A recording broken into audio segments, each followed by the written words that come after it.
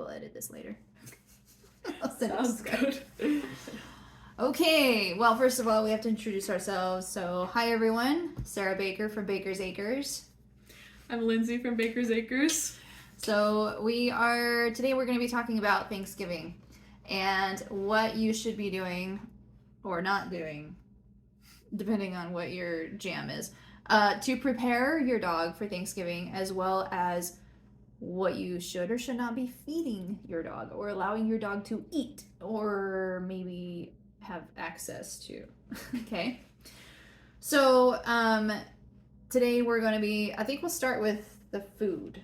Yeah. Should we start with the food? We're going to start with the food. Okay, what is safe to eat? Okay, so we're just going to go down the list of traditional Thanksgiving dishes. Okay, so here, you read off the traditional Thanksgiving dishes, and then we'll go through each of them and say what is or isn't acceptable. Okay, so we got our turkey, ham, stuffing, potatoes or yams, rolls and jam, cranberry sauce, gravy, green bean casserole, pumpkin pie, apple pie, pecan pie, ice cream, and whipped cream. Okay, does that sound about right, everybody? I don't know about you, but sometimes, like, we were Googling this earlier, and we were finding all sorts of interesting things, like Brussels sprouts. Brussels sprouts, and what was the corn casserole or something? I don't know. Weird. I don't know. Whatever. To each his own. I know that some people do like I've heard, correct me if I'm wrong, don't they do like a Mexican Thanksgiving too? Like some families will do like tamales. And yeah. tacos. Tamales. Yeah. I've never heard of that, but I would be down. Lindsay served a mission in Tijuana, so yeah, baby. I would be down. Wow. Okay.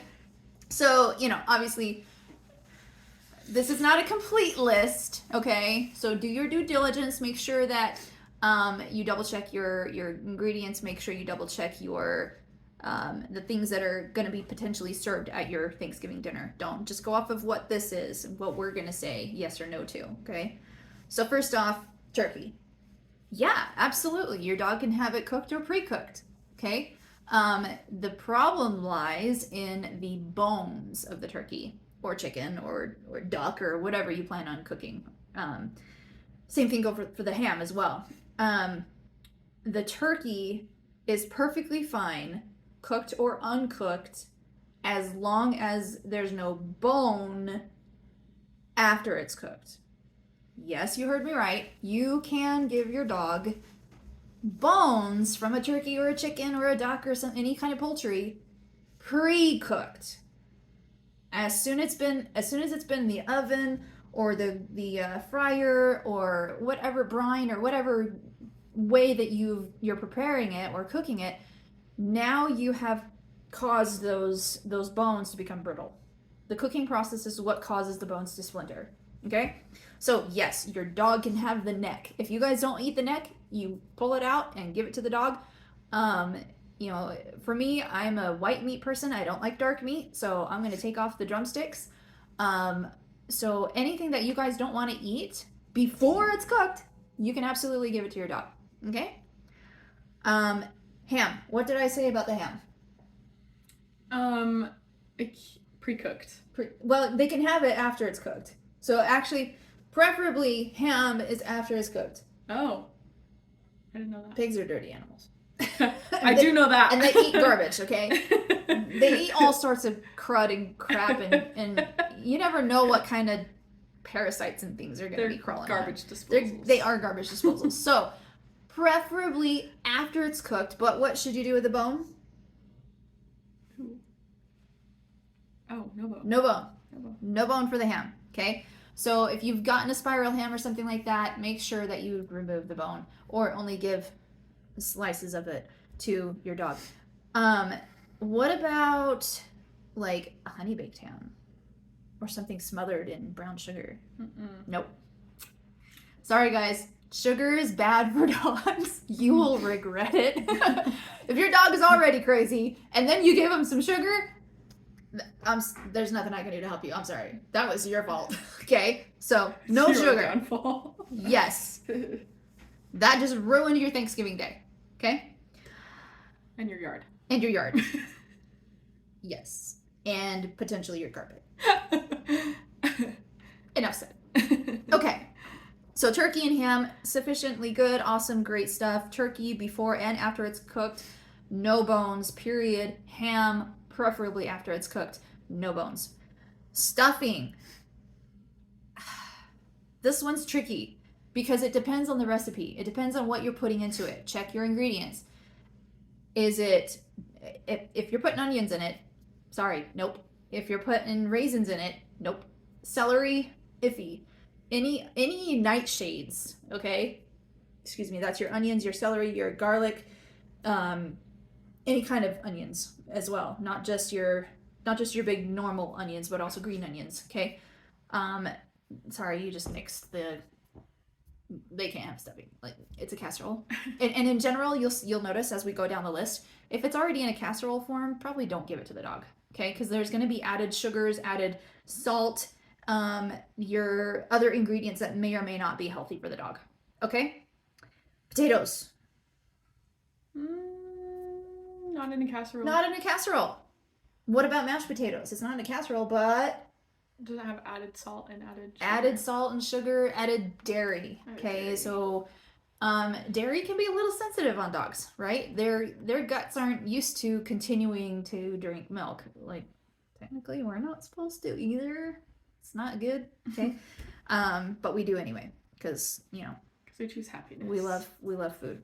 So a straight potato or a baked potato, absolutely go for it, right? Or maybe some fries if you've chopped them up in fries. It's just depending on how much oil you're using. If you're putting in an air fryer, then it's fine, okay? But if you've mashed it, you've put in the sour cream or the butter and the milk and then added salt and added pepper and all the seasonings, or the yams, or sweet potatoes even, if you've made it into a casserole with brown sugar, with milk even, and with butter and some people put all sorts of stuff in them. Marshmallows. There we go. Marshmallow. Ooh. Yeah. Okay. But again, the sugar. Okay. So again, stuffing, potatoes, little iffy. Probably not, just because of the added stuff that you already put in it. Okay. Rolls. Without jam. Without the jam. Sure. They can have a piece of bread. Okay. But just know that it's carbohydrates. Okay. Cranberry sauce. And if it's the straight cranberry. If it's straight cranberries. Okay, so like the ocean spray cans and stuff like that, just double check. Make sure there's no sugar added. If it's just the straight can, it's just crushed cranberries, fine. But as soon as you put it into a casserole or some sort of a salad, like a cranberry salad, probably not, just because you're adding stuff in there that you may or may not know is okay for your dog. Okay, and no sugar. Gravy. There's too much salt in it. Too much salt, guys. Yep, too much salt. Be careful with that. Same thing with a green bean casserole. Again, it's a casserole, but you're also adding in French fried onions. Okay, so if it's just the green beans, heck yeah, right? Make it, take a little side of the green beans that you would put in the casserole and feed it to the dogs. They love green beans. Green beans are perfectly safe. Okay, how about pies? Let's start talking about pies. We got pumpkin, apple, and pecan. Right, those are the three well-known ones. Pumpkin, apple, pecan. Which of the three would you choose to give to your dog? Or give your dog a taste of? Well, first of all, I can't have sugar in it. Yep. But if you're using the ingredients before you make it into the pie. There you go. So take your can of pumpkin puree, not pumpkin pie filling. If you're making a pumpkin pie and you bought some pumpkin pie filling, that already has all the spices in it, that already has the sugar in it. Nope, sorry. But if you bought the canned pumpkin puree, absolutely. Dollop as much as you want, right? Just, your dog might be a little constipated afterwards.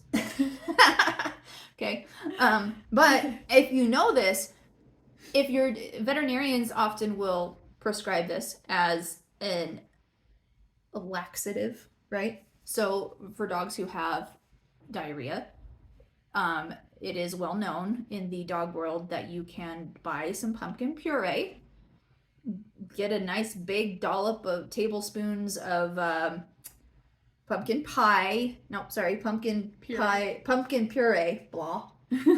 Not pumpkin pie, pumpkin puree. It's Friday afternoon. Then you can spoon those into a mixture of the chicken and rice or hamburger and oatmeal to kind of like help them with their digestion. So pumpkin itself is very healthy and very helpful, but it's once you add all the sugars and the spices, your cinnamon and your nutmeg and your allspices and stuff like that. Okay? Bad. Nope. Apple pie, just give them an apple. Okay? So again, you're adding white sugar, brown sugar, your nutmegs and your cinnamon and everything to the actual pie. Lots of sugar. Just give them an apple, right? Take one of the apples that you've cut up for the pie and hand it to them. Okay? They can have that as a snack. Pecan pie, same thing. Too much sugar. Nuts in general, you have to be really careful with. Okay? Most of the nuts are going to be okay. Macadamia nuts are a hard no. Okay? Cashews, again, just be careful. Peanut butter, because peanuts are not a nut. Oh. They are a... I do not You don't know this. I don't know. They are a legume. They're a bean. I would have never gotten that. Peanuts are a bean. A legume, okay? So, anyway, little trivia there. Okay, let's move on to the best part. Ice cream. Hard pass. Too much sugar. Okay, remember what we said earlier about sugar and giving your dog sugar and what might happen to your house and your living room and your backyard and your guests. No sugar. Okay? And your experience, the ceiling. Yes. That's a whole nother story. Then the creme de la creme that you would put on top of a pumpkin pie. Whipped cream. Whipped cream. Perfect. Make your dog a little pup cup, right? You know, take that little can of stuff and stick it on his food and he'll think he's daddy gone to heaven. Okay? That stuff that Perfect. you pay $3. Oh my gosh, it's so ridiculous. At Starbucks is just whipped Yeah, cream. just a whipped cream. Mm-hmm. So this is what you do instead. You just go down to Smith's or to any of your local grocery stores, Albertsons, Walmart, whatever, and get the big can, like the big tub, whatever I'm saying. Yeah, don't worry about the spray can. Okay, just get the big tub. Okay, get a big spoon, doll it up and off, and put it on your dog's food. Okay, awesome. So turkey, check. Ham, check. No bones. Stuffing, no. Potatoes, yams, better not. But if you have to, at least just the sweet potato or the yam. Not in the casserole, not with all the sugar and butter. Rolls, yes. Jam, jellies, no. Cranberry sauce, only the cranberries by themselves. Again, not in a casserole or a salad. Gravy, no. Hard no. Green bean casserole, better not. Okay? Pumpkin pie, just the pumpkin. Just get a can of pumpkin pie and that's their... Or pumpkin puree. Thank you. Just a can of pumpkin puree and that's their dessert, okay? Feed it to them for over the next couple of days. Apple pie, pecan pie, nope, too much sugar, guys. Ice cream, way too much sugar. And then whipped cream, yes, have at it, okay? Okay, segment number 2. We're going to talk about where should your dog be when these things happen, okay? So from the start of your Thanksgiving preparations or Thanksgiving Day, the beginning is going to be when your guests arrive, okay? So, ding dong or knock, knock, knock, where should your dog be? Probably in the crate, right? And if you don't have a crate, what's an alternative? Maybe the garage, maybe the bathroom, maybe the laundry room, maybe outside in the backyard, okay? That really depends on how your house is set up and if you have access to a crate. Preferably, make sure that the dog is secure and behind a closed door before your guests arrive, okay? As soon as your guests come in, get them all settled, get all the food situated, get them relaxed and everything, generally 5 to 10 minutes, okay? Then you can bring your dog out, preferably with a leash on, as he greets or she greets all of your guests, okay? A leash is going to be your saving grace when this comes to play because your dog's going to be excited. You're excited. The guests are excited. It's excitement all around, okay? And excitement creates poor behavior and bad manners, right? Jumping,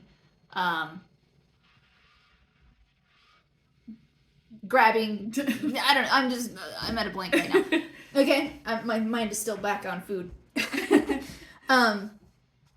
So just poor manners in general. They're not going to be listening to you, right? You're going to be saying sit, sit, sit, sit, sit, sit, sit, sit, come down, no, no, no.